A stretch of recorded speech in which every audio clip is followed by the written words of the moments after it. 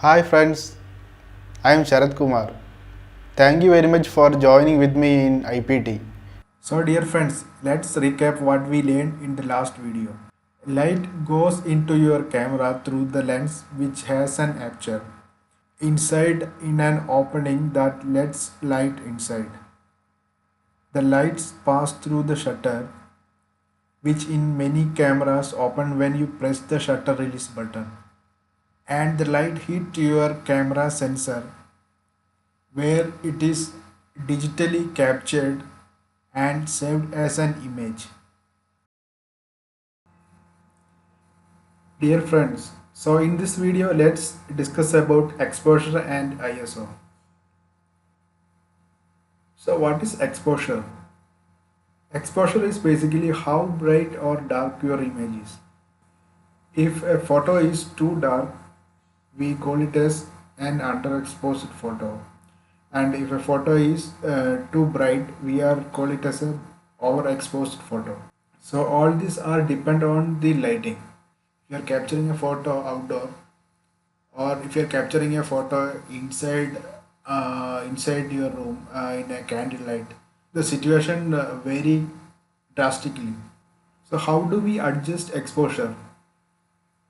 This is done with few key settings in our camera, that is aperture, shutter speed and ISO.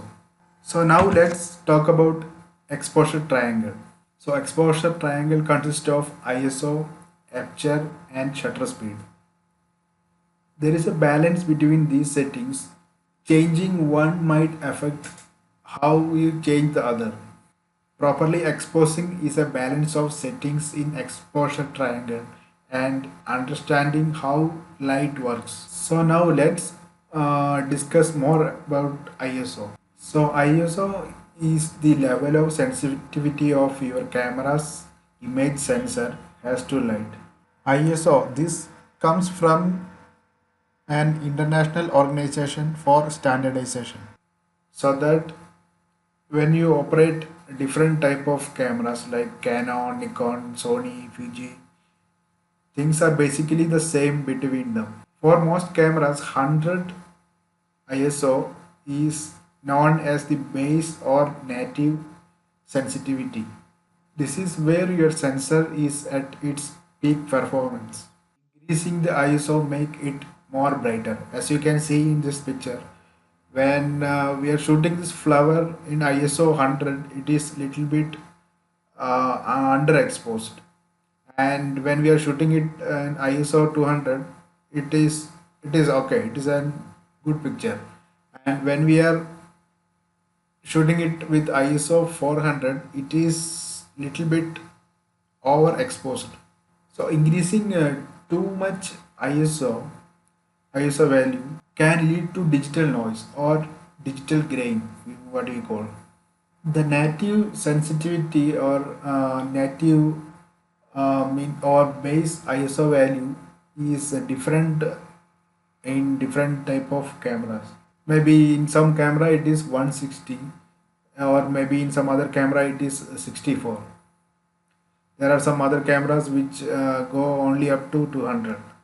But about 80% of cameras ISO base is 100 the value. So 100 is the best value that we have to work with. So if required, we can just raise up the ISO and we can work in lower light. So cameras will go from 1x, 2x, 4x, 8x, 16x, 32x, and the number will keep going up and up and up. But there will be a fall of quality that gonna show you here in a moment. So ideally you want be shooting at the lowest native sensitivity of your camera. When you go from 800 to 1600, you are raising the sensitivity a full stop. When you go from 800 to 400, you are cutting the sensitivity in half. You are making it less by one stop. So it's a linear scale. Now many cameras will allow you to set 1/3 stop, which which are these numbers in between, and that's just for being very precise if you want. And now some cameras will have a low or high settings, and that is L1. You'll be able to see as L1. L1 means here it is one stop lower than the lowest setting. The lowest setting, if lowest setting is 100, then L1 would be equal to 50. On the high settings, some cameras will have the high value like 1, 2, 3, various different names or logos for that, and so. For example, high one would be 12,800, and so. Now there will be an auto option also. Now auto means that the camera is gonna figure out the right ISO for the particular situation. Most serious photographers are usually pretty specific about what ISO they would like to be. But by putting this in auto, the camera will automatically figure it out for you.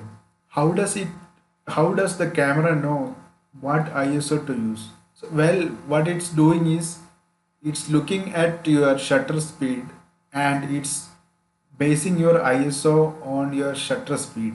But the problem is that it assumes a lots of things that are going on or may not be going on depending on what you are doing. So most of the situation will not recommend to use auto ISO.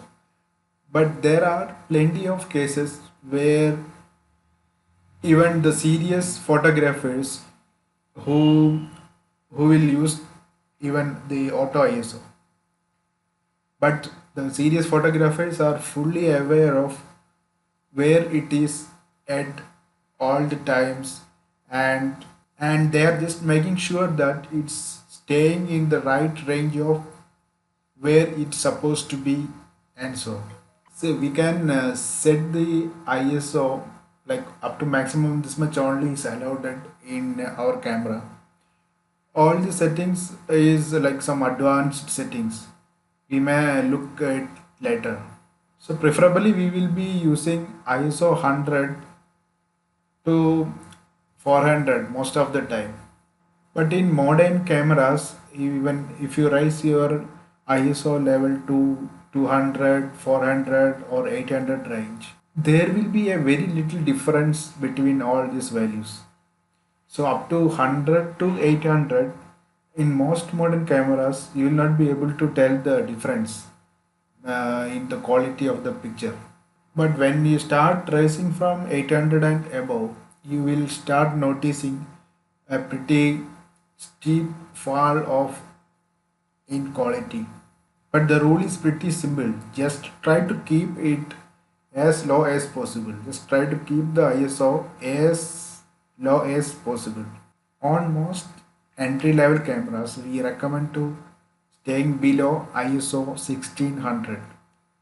As you can see in this sample, when the ISO, the same picture when we shoot with ISO 100, it came very good image with we can say it's a clean image.